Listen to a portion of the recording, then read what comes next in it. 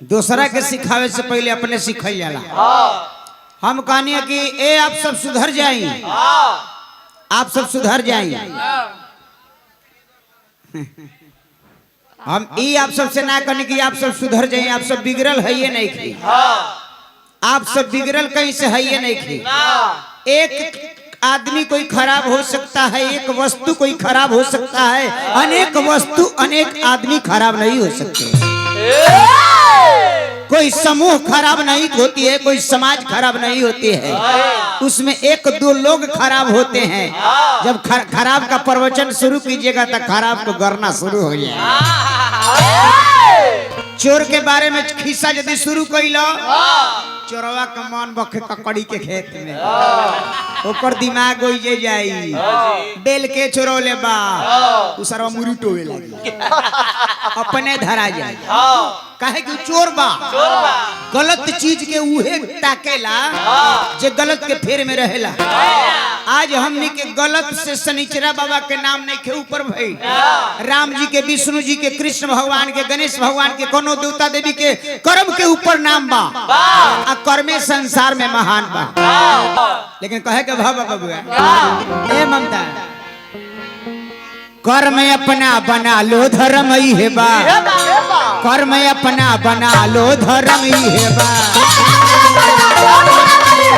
कर्म अपना बना लो धर्म ही है बा,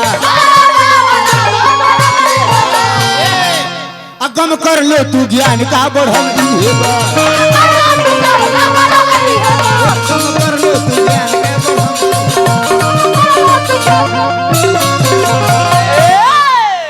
हृदय में काई लागल होई, वो बुराई के धंधा में पागल।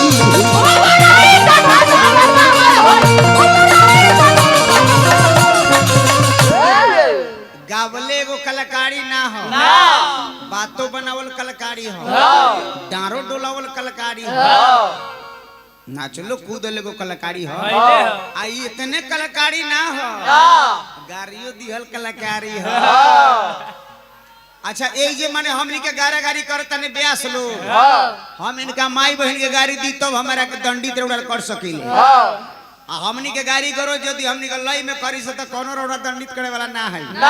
काहे कि दंडित कौन चीज के करो, गारी के यदि गारी ले खरौड़ा लेब तो चटनी के चटनी लेखा खाई, तरकारी लेखा खाना खाई तो चटनिए न कहाई, उहे गारी हो।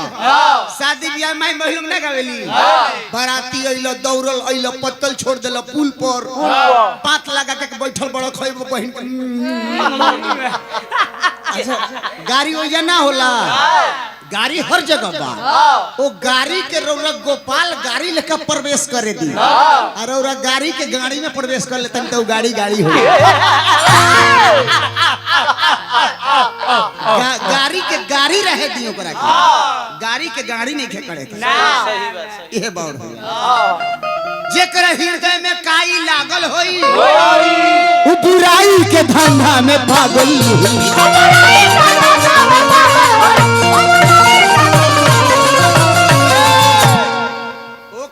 आशा बा मोक्ष के भरम इहे बा, ओकरा आशा बा मोक्ष के भरम इहे बा।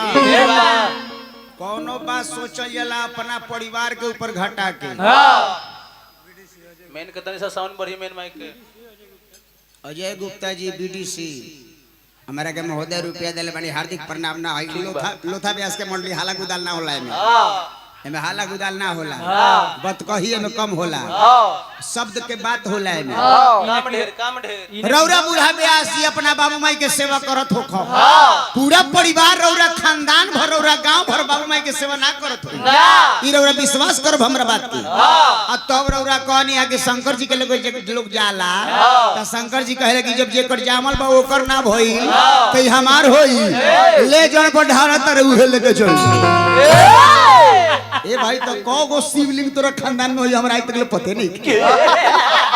तो पूरा परिवार भर गांव भर शिवलिंग लेके आइल हो भाई।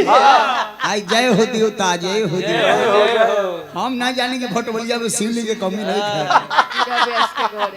ऐसा ना बोलल जाला। कबो शंकर भगवान ना कहिए कि जे पढ़ारा तारे जोन लेके चलियो। शंकर भगवान के बैजू नाम के ग्वाला लाठी से मारे। एक दिन खाए के बेरा भोरा गइल कि आज बबवा के ओ दिन खाए के कौर उठावत रहे तो शंकर जी याद करा देले का भगत ए बेराज बिना पिलले खा लेबो का अब दुलठी दो दो तो ओकरा बाद खई हो भगवान के साथे तू गलतियों को देवेलो तब भगवान तरह के क्षमा करेले भगवान कष्ट देवे के ठीका नहीं खन ले हमने के झूठों उनका लिंग के चक्कर में पड़ जाते हैं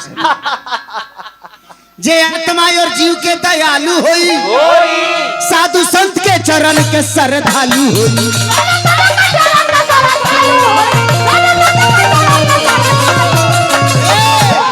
जे आत्मा और जीव के दयालु होई साधु संत के चरण के श्रद्धालु होई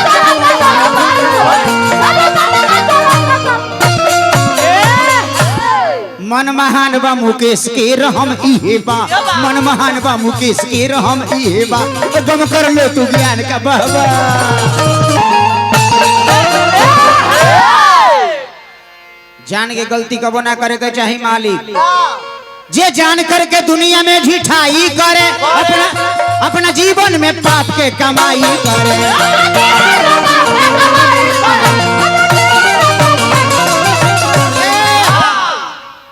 नचनिया के माने ये है जहाँ ठेका के सम कटे ओजा नचनिया नाचस ई लोग नचनिया के जोड़ के कोनो लौंडा नाच सकेला एक घड़ी के नहीं की छोकरिया चाह सकता ना नाची हंस एकरा अर्तिया के जुलिया के अब एनी के चाहिए हंस ना नाची हंस अरे बाप कट कर अटरे गिर जाई हां इनका जोर में बूढ़ा सिंह के कमर डोल सकेला काहे कि मौगी है ये पक्का बचपन के मौगा हूं मौगी या मौगा तो दोनों उ लोग के काम चलता जे जान करके दुनिया में ढिठाई करे अपना जीवन में पाप के कमाई